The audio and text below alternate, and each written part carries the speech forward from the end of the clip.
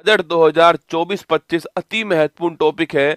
आपको पूरे साल नंबर दिलाने वाला टॉपिक होगा। तो चलिए शुरुआत करते हैं। और तुम तो वैसे भी मेरे मांझी हो, तो तोड़ोगे नहीं, छोड़ने वाले तुम हो भी नहीं, ठीक है। बजट 2025-26 आप सभी के सामने यहाँ पर है।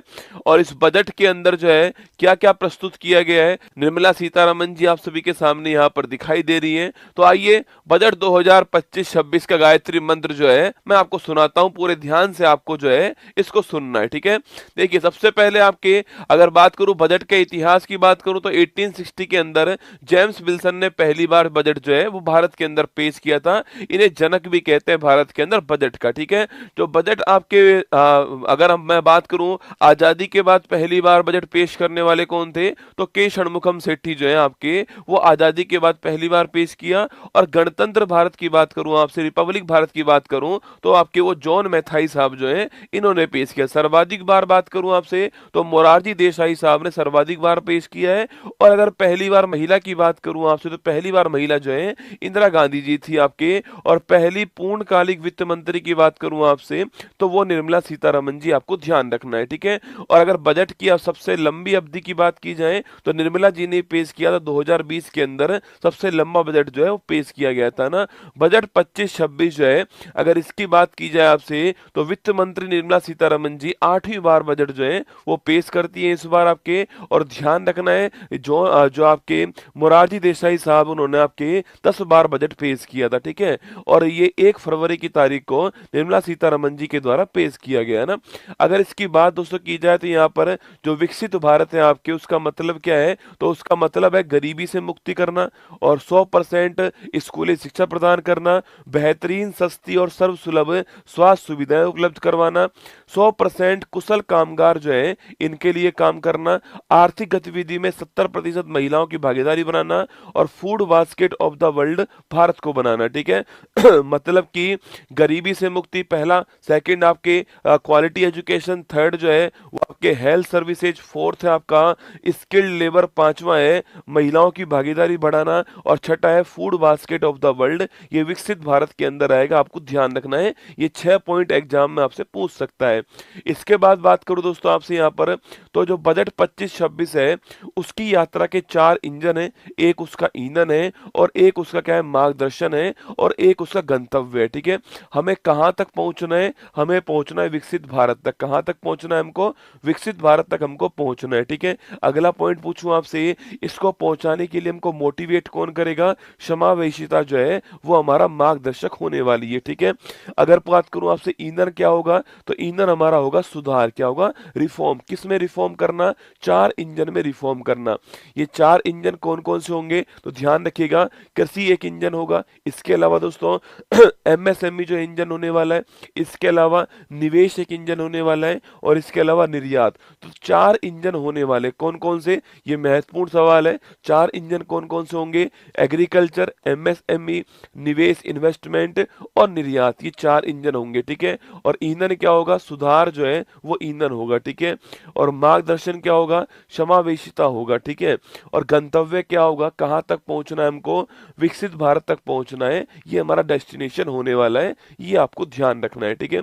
चलिए दोस्तों आगे बढ़ते हैं। पहला इंजन आपके कौन सा हो गया है, कृषि आपका पहला इंजन है, ठीक है।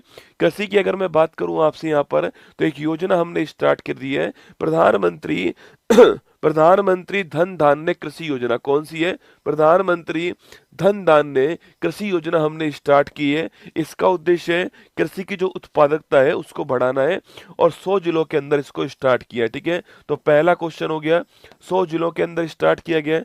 उद्देश्य क्या है इसका, उद्देश्य यही है इसका कि जो प्रोडक्टिविटी है आपकी, उत्पादकता को बढ़ाना उद्देश्य हो गया है, ये आपको ध्यान रखना है। प्रधानमंत्री धन धान्य कृषि योजना सवाल पूछ सकता है और 1.7 करोड़ किसान जो है इनको इससे फायदा होने की उम्मीद है, ठीक है।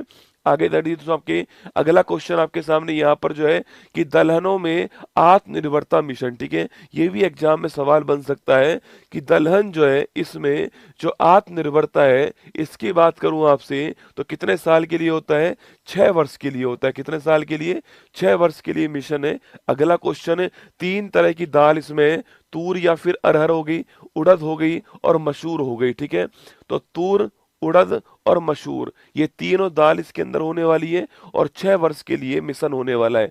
एग्जाम में सवाल पूछ सकता है कि दलहन के लिए जो आत्मनिर्भरता मिशन है वो कितने वर्ष के लिए है? 6 वर्ष के लिए। कौन कौन सी दाल है? तूर, उड़द और मसूर जो है, ये 3 दाल इसके अंदर होने वाली है। ठीक है, इसके बाद दोस्तों सब्जियों और फलों के लिए भी मिशन आपका स्टार्ट किया गया है। श्री अन्न मिलेट्स के लिए भी मिशन स्टार्ट किया गया है और 2023 को आप जानते हो श्री अन्न मोटा अनाज का वर्ष जो है वो भी घोषित किया गया था। ठीक है, आगे चलिएगा। बिहार में मखाना बोर्ड, ठीक है, मखाना बोर्ड कहाँ पर बनेगा? बिहार के अंदर बनेगा। लगाओ स्टार। ठीक है, तो मखाना बोर्ड कहाँ बनेगा दोस्तों? बिहार में बनने वाला है। ये आपसे सवाल पूछ सकता है एग्जाम में, इसको ध्यान रखना है। ठीक है, तो बिहार में मखाना बोर्ड बनेगा, ध्यान रखिए ना। राष्ट्रीय उच्च पैदावार बीज मिशन जो है, जिनकी हाई इल्ड हो, हाई पैदावार हो, ऐसे मिशन भी आपके, ऐसे बीज भी तैयार किए जाएंगे। कपास उत्पादकता मिशन, ठीक है, देखो दाल के लिए मिशन कितने वर्ष का है? दाल के लिए मिशन 6 वर्ष का है। ठीक है, और कपास के लिए मिशन कितने वर्ष का है? कपास के लिए जो मिशन है आपके वो 5 वर्ष का है। ठीक है, बढ़िया क्वालिटी की कपास जो है इसका उत्पादन हो सके, जिससे हमारा सूती वस्त्र उद्योग जो है इसको बढ़ावा मिले, तो कपास के लिए मिशन कितने वर्ष का है? 5 वर्ष का। दाल के लिए मिशन कितने वर्ष का है?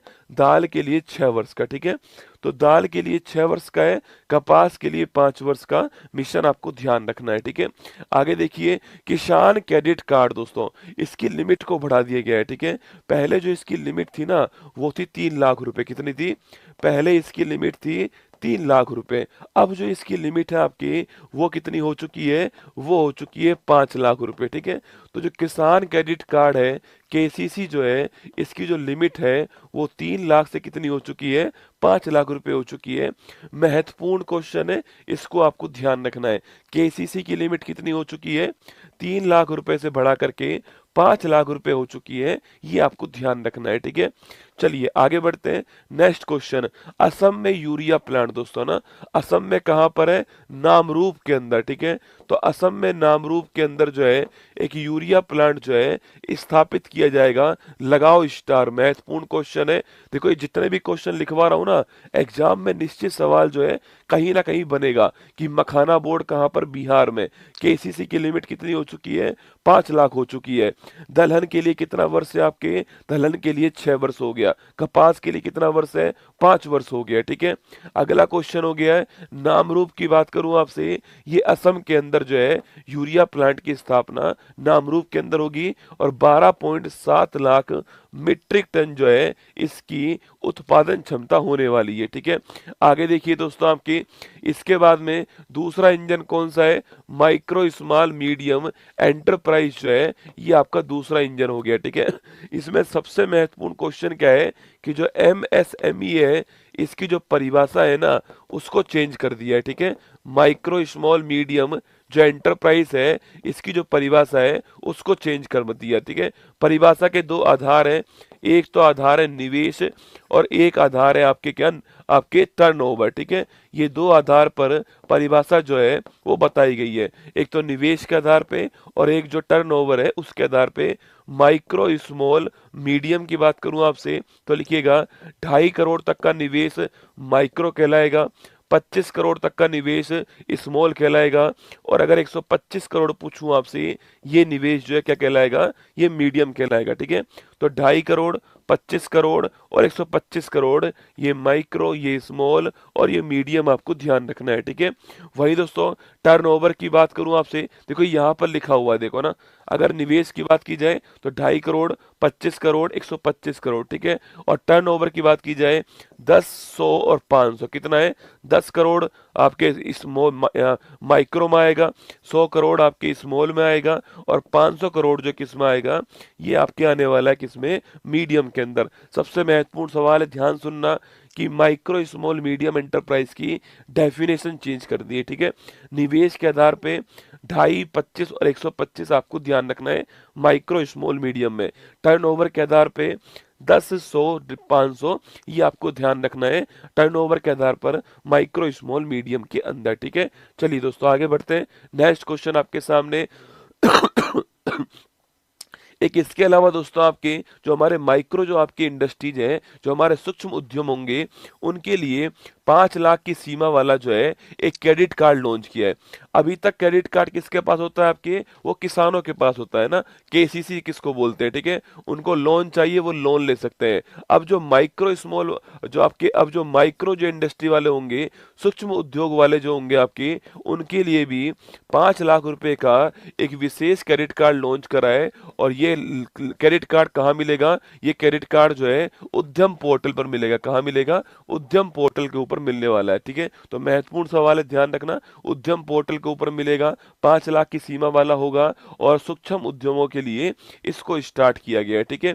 इसके बाद दोस्तों महत्वपूर्ण क्वेश्चन जो है आपके कि राष्ट्रीय विनिर्माण मिशन किसके लिए, मैन्युफैक्चरिंग को बढ़ावा देने के लिए, मेक इन इंडिया को बढ़ावा देने के लिए, माइक्रो स्मॉल इंडस्ट्रीज को बढ़ावा देने के लिए नेशनल मैन्युफैक्चरिंग मिशन जो है स्टार्ट किया जाएगा। फुटवियर इंडस्ट्रीज के अंदर, खिलौना इंडस्ट्रीज के अंदर और खाद्य प्रसंस्करण जो है इसके लिए जो है ये स्टार्ट किया जाएगा, ठीक है। आगे देखिए दोस्तों, नेक्स्ट आपके तीसरा इंजन कौन सा, निवेश हो गया। पहला इंजन कृषि हो गया, दूसरा इंजन एमएसएमई हो गया, तीसरा इंजन निवेश हो गया और चौथा इंजन हो गया निर्यात। क्या हो गया, निर्यात, ठीक है। थर्ड जो इंजन है आपके अटल टिंकरिंग लैब। महत्वपूर्ण क्वेश्चन है, सवाल पूछूं आपसे कि अटल टिंकरिंग लैब दोस्तों आपके स्कूलों में बच्चों के अंदर साइंस के लिए, टेक्नोलॉजी के लिए, मैथमेटिक्स के लिए रुचि को बढ़ाने के लिए क्या है, अटल टिंकरिंग लैब जो है रिसर्च को बढ़ाने के लिए स्कूलों के अंदर स्टार्ट होगी। और अगले 5 वर्षों में सरकारी स्कूलों में 50,000 अटल टिंकरिंग लैब जो है ये स्टार्ट होंगे, है ना। 5 वर्षों में 50,000 स्कूलों के अंदर, सरकारी स्कूलों के अंदर अटल टिंकरिंग लैब स्टार्ट की जाएंगी, आपको ध्यान रखना है, ठीक है।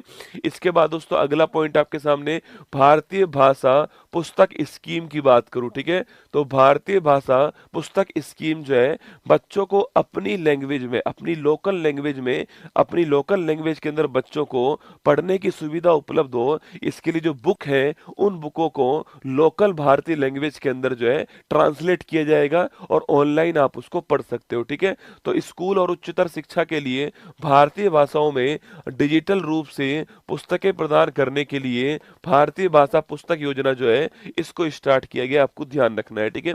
इसके बाद दोस्तों राष्ट्रीय कौशल उत्कृष्टता केंद्र ना, स्किल डेवलपमेंट की जाएगी और ये 5 आपके क्या होंगे, 5 राष्ट्रीय कौशल उत्कृष्टता केंद्र जो है एक्सीलेंस सेंटर स्थापित होंगे। मेक फॉर इंडिया और मेक फॉर द वर्ल्ड किसके लिए होंगे, मेक फॉर इंडिया, इंडिया के लिए बनाओ, और मेक फॉर द वर्ल्ड उसको फिर विश्व में एक्सपोर्ट करो, ये आपको ध्यान रखना है, ठीक है। आगे देखिए दोस्तों, शिक्षा में क्या होगा, आपके शिक्षा में एआई को बढ़ावा देने के लिए एक्सीलेंस सेंटर बनेगा और 500 करोड़ रुपए जो है वो इसके लिए आपके आवंटित किए गए हैं, ठीक है।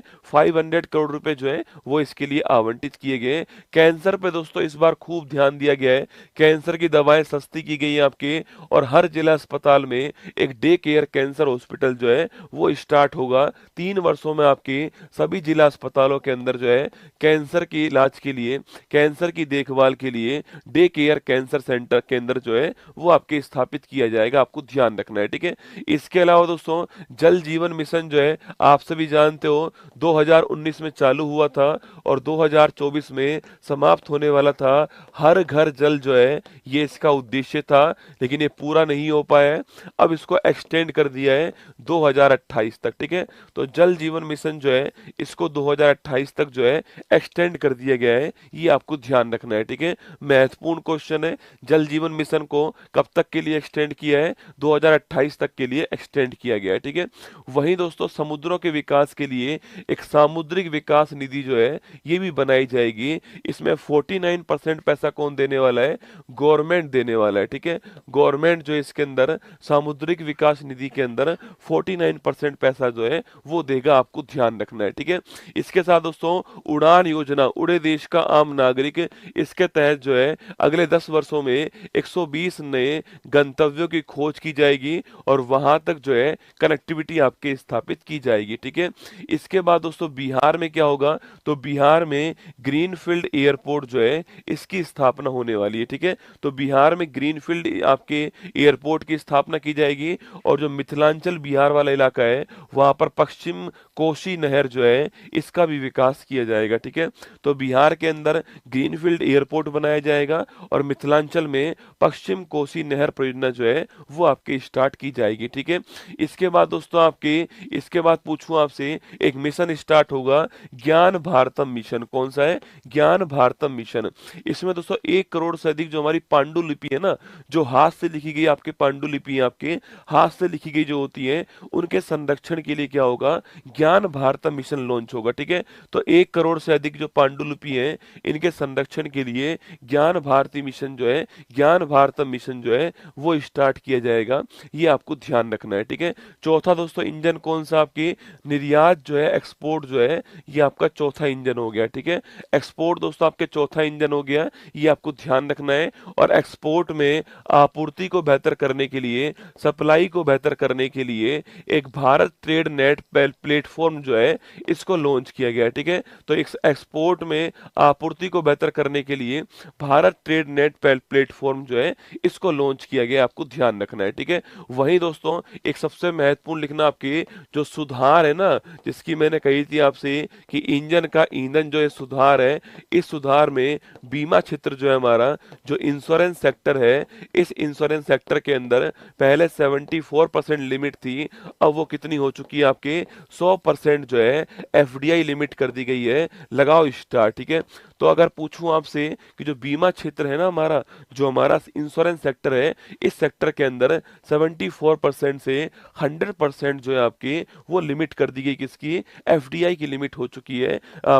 एफडीआई जो है फॉरेन डायरेक्ट इन्वेस्टमेंट जो है इसकी लिमिट हो चुकी है। ठीक है, दोस्तों आगे देखिए, आपके ये वाला महत्वपूर्ण क्वेश्चन है, ध्यान रखना। बीमा क्षेत्र में 74% से 100% आपके लिमिट को बढ़ा दिया गया है। ठीक है, आगे देखिए नेक्स्ट क्वेश्चन दोस्तों आपके, अगर टैक्स रिफॉर्म की बात की जाए तो राजकोषीय घाटा की बात करूं आपसे, ये कितना रहने का अनुमान है? 4.8%। ठीक है, लगाओ स्टार। राजकोषीय घाटा जो है वो जीडीपी का 4.8% जो है रहने का अनुमान है। सवाल आपका एग्जाम बन सकता है दोस्तों, है ना, कि राजकोषीय घाटा आपके, अच्छा राजकोषीय घाटा पूछूं आपसे दोस्तों, आपके ये अगले वर्ष की बात कर रहा है और आपके फिर क्या है, अगले जो आपके वर्ष है इसमें आपके 4.4% जो है ये भी रहने का अनुमान है। ठीक है, तो 24-25 की बात करूं आपसे, 24-25 के अंदर राजकोषीय घाटा आपके 4.8%। ठीक है, और 25-26 के अंदर जो है 4.4%। ये सवाल एग्जाम में पूछता है कि फिस्कल डेफिसिट आपके 24-25 में कितना रहेगा? 4.8% रहेगा, और 25-26 में कितना रहेगा? 4.4% रहने वाला है। ये आपको ध्यान रखना है। ठीक है, वहीं दोस्तों अगर बात की जाए आपसे यहाँ पर जो है, अगर बात करूं आपसे यहाँ पर टैक्स की दोस्तों बात की जाए तो 36 जीवन रक्षक दवाओं पर जो टैक्स है उसको हटा लिया गया, जिसमें आपके दुर्लभ रोग है, कैंसर है, गंभीर आपकी बीमारी है, ऐसी बीमारी शामिल है, उन पर जो टैक्स लगता था आपके, इसमें आपको छूट मिलेगी। ठीक है, 36 जीवन रक्षक दवाओं के अंदर। ठीक है, इसके बाद दोस्तों आपके एक नया टैक्स क्या होगा, एक न्यू इनकम टैक्स रिजीम जो है, न्यू इनकम टैक्स बिल जो है वो पेश किया जाएगा। पहले, इससे पहले 1961 का बिल था, अब नया बिल आपके आएगा और ये बिल भी पेश हो चुका है। ठीक है, अगला पॉइंट दोस्तों आपके टैक्स स्लैब जो है इसमें भारी चेंज किया गया है, और टैक्स स्लैब के अंदर 12 लाख रुपए तक की जो राशि है इसको टैक्स फ्री कर दिया। कितना? 12 लाख तक की जो राशि है उसको टैक्स फ्री कर दिया है। और 12 लाख से अगर आपकी ऊपर राशि होती है तो 0 से 4 लाख तक 0% टैक्स होगा, 4 से 8 लाख तक 5% टैक्स होगा, 8 से 12 लाख तक 10% टैक्स होगा, 12-16 लाख तक जो आपकी 15% टैक्स होगा, 16 से 20 आपके 20% होगा, 20 से 24 25% होगा, और उससे ऊपर आपके 30% होने वाला है। ठीक है, तो 0 से 4 लाख 0%, 4 से 8 5%, 8 से 12 10%, 12-16 15%, 16 से 20 20%, 20 से 24 25%, और 24 लाख से ऊपर कितना होगा? 30% टैक्स लगने वाला है। 12 लाख तक क्या होने वाला है? टैक्स की छूट आपकी दी गई है। ये भी आपको ध्यान रखना है कि 12 लाख से ऊपर जो है, 12 लाख के ऊपर वाला मैंने आपको स्लैब दोस्तों दिखा दिया है। ठीक है, अब रुपया दोस्तों कहाँ से आता है और रुपया कहाँ जाता है, ठीक है। तो रुपया दोस्तों कहाँ से आता है, इस आने में पहला स्थान कौन सा है, उधार जो होती है पहले स्थान है, मार्केट बोरिंग पहले स्थान है 24%, स्टार लगाना। सर्वाधिक रुपया भारत में कहाँ से आता है, उधार से आता है, कितना आता है 24% आता है, ठीक है। उसके बाद निगम कर से आता है, कितना आता है 17% आपके निगम कर से आता है। उसके बाद में उसके बाद में आपकी आयकर से आता है, ठीक है। तो पहला स्थान उधार हो गया है, दूसरा स्थान इनकम टैक्स हो गया है, उधार से 24% आता है और जो इनकम टैक्स है उससे 22% आता है, ठीक है। तीसरा स्थान आपके जीएसटी का हो गया, किसका हो गया, जीएसटी का हो गया। तो पहला स्थान पूछूं आपसे, पहला जो स्थान है, पहला स्थान जो पूछूं आपसे, पहला स्थान आपके फर्स्ट जो स्थान आपके उधार का हो गया, दूसरा स्थान आपके आयकर का हो गया, तीसरा स्थान आपके किसका, जीएसटी का हो गया ना। तो उधार का 24% हो गया, आयकर का 22% हो गया और जीएसटी का आपके 18% हो गया, ठीक है। अच्छा, तो पहला स्थान उधार हो गया, दूसरा स्थान आयकर हो गया, तीसरा स्थान आपके जीएसटी हो गया ना। इसके बाद दोस्तों पूछूं आपसे कि सबसे अधिक पैसा कहाँ पर जाता है, सर्वाधिक पैसा जो है करों और शुल्क में राज्यों का जो हिस्सा है 22% पैसा यहाँ पर आता है, ठीक है। करों और शुल्क में राज्यों का जो हिस्सा है वहां पर 22% जो पैसा आपके वो जाता है, ठीक है। दूसरे स्थान पर कौन है आपकी, ब्याज अदायगी जो है, ब्याज अदायगी अगर पूछूं आपसे, इंटरेस्ट पेमेंट जो है ये 20% पैसा आपको ध्यान रखना है, ठीक है। तो पहला स्थान किसका हो गया, करों और शुल्क में राज्यों का हिस्सा हो गया और दूसरा स्थान किसका हो गया, ब्याज अदायगी का हो गया, ठीक है। लास्ट पॉइंट देखिएगा दोस्तों, अगर बात की जाए आपसे कि डिफेंस की बात की जाए तो डिफेंस में सर्वाधिक पैसा खर्च होगा भारत की ओर से, है ना।